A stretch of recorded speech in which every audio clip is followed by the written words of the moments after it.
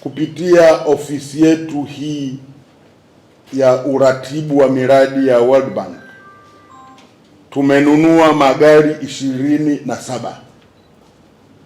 Kwa hiyo katika hayo 27, 13 tayari yameshakabidhiwa, yako site, kazi zinaendelea, na leo hii tuko na magari 14 ambayo tunawagawia sasa tena kwa ajili ya kwenda kuendelea na kazi.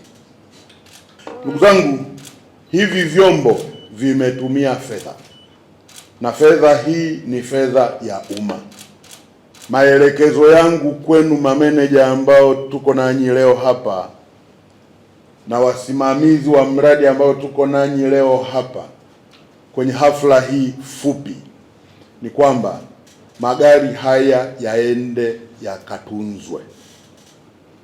Magari haya yaende yakatumike kwa kazi ambazo zimepangwa, sio magari kwenda kufanya kazi nyingine ambazo hazijapangwa. Kwa hiyo tuko hapa tukabidhiane na kuueleza umma kwamba miradi hii inaendelea, lakini vile vile niendelee kutoa maelekezo kwa ile miradi ambayo inasuasua.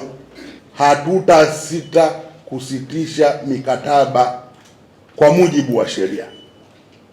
Tutaangalia mikataba inasema nini na tutafuata vilivyoko kwenye mikataba hiyo kusitisha mikataba yenyewe.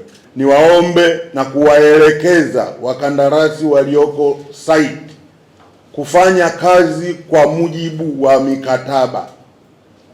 Sisi hatuna tatizo la fedha. Akirai certificate, mkandarasi analipwa ndani ya siku ambazo ziko kwenye mkataba. Kwa hiyo niendelee kuwaelekeza tuongeze usimamizi, lakini vile vile kwa wale wanaosuasua, fanyeni mpango wa kuona ni namna gani mikataba ile inaweza kusitishwa. Kama ameshafika mwisho wa mkataba wake na anaomba extension na hajafanya kazi inayostahili, angalieni namna bora ya kurekebisha miradi hii.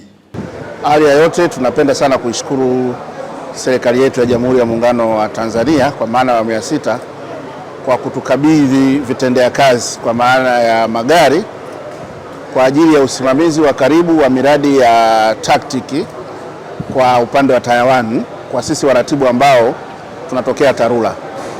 Tunashukuru kwa magari haya kwa sababu yatatuwezesha sasa kusimamia miradi kwa karibu, na tukisimamia miradi kwa karibu maana yake tutapata kile tunachokihitaji kwa maana ya thamani ya fedha, na miradi itatekelezwa kwa ubora unaotakikana. Lakini pia tunaahidi kama alivyoagiza Mheshimiwa Waziri kwamba magari haya tutayatunza ili yaweze kutusaidia hata baada ya miradi kuwa imekamilika tuweze kuitumia kwenye shughuli nyingine. Tutayatunza haya magari kama jinsi ambavyo Mheshimiwa Waziri ameyasema. Tutajitahidi kuyatunza na kuyajali katika service na katika hali zote. Pia tutazingatia kwenye upande wa service kama jinsi ambavyo wameahidi, na tutashauri pale ambapo inahitajika kushauri, na matumizi ambayo aliyasema pia yawe katika kile ambacho wamekikusudia kwa ajili ya miradi ambayo inaendelea TACTIC na mingine ambayo itakuja tena kuanza hapo kwa baadaye.